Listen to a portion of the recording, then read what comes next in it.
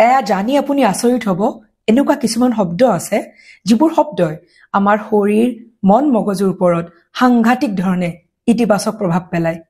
এই শব্দবোৰ ইমানেই বেছি প্ৰভাৱশালী এই শব্দবোৰে কি কৰে জানে আমাৰ ভিতৰত থকা আবেগ অনুভূতিৰ লগত জড়িত হৈ থকা সেই যে অংগ প্ৰণালী সেই অংগ প্ৰণালীসমূহৰ ওপৰত কম্পনৰ সৃষ্টি কৰে মানে ভাইব্ৰেট কৰে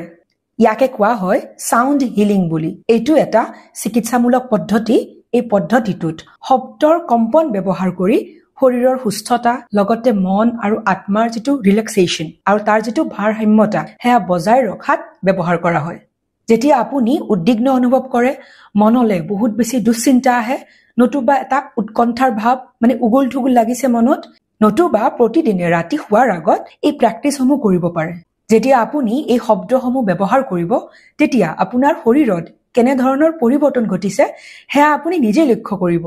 এতিয়া খুব ধ্যান দি মুলে চাওক কেনেকৈ মই শব্দটো উলিয়াইছো আৰু লগতে শুনক এটা লম্বা উশাহ লম আমি প্ৰথমতে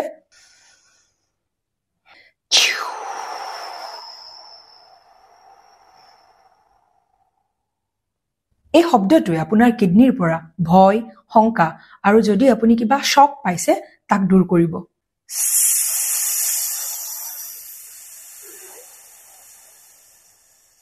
এই শব্দটোৱে আপোনাৰ হাউফাউত থকা ষ্টাক ইমোশন মানে আপোনাৰ কিবা দুখ আছে বহুত বেছি যন্ত্ৰণা আছে আপুনি ছটফটাই আছে আপুনি কাকো ক'ব পৰা নাই যিমান দুখ আছে যিমান বিষাদ আছে আপোনাৰ ভিতৰত যিবোৰ বিষাদ হাউফাউৱে ধৰি ৰাখিছে তাক ৰিলিজ কৰাত সহায় কৰিব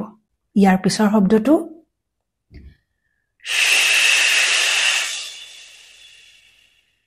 এই শব্দটোৱে আপোনাৰ লিভাৰৰ লগত জড়িত হৈ থকা খং ৰাগ হতাশা নিৰাশাক দূৰ কৰিব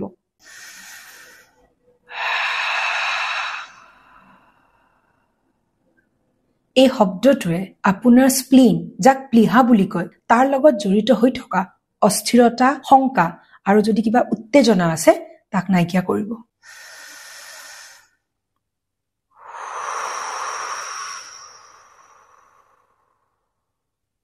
এই যেটো শব্দ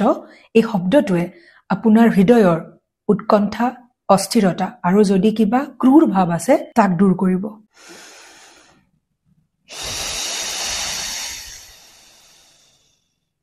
এই যেটো শব্দ এই শব্দটোৱে আপোনাক মানসিক শান্তি দিব আৰু লগতে আপোনাৰ আত্মাৰ শোধন হ'ব এই শব্দকিটা সদায় প্ৰেক্টিছ কৰক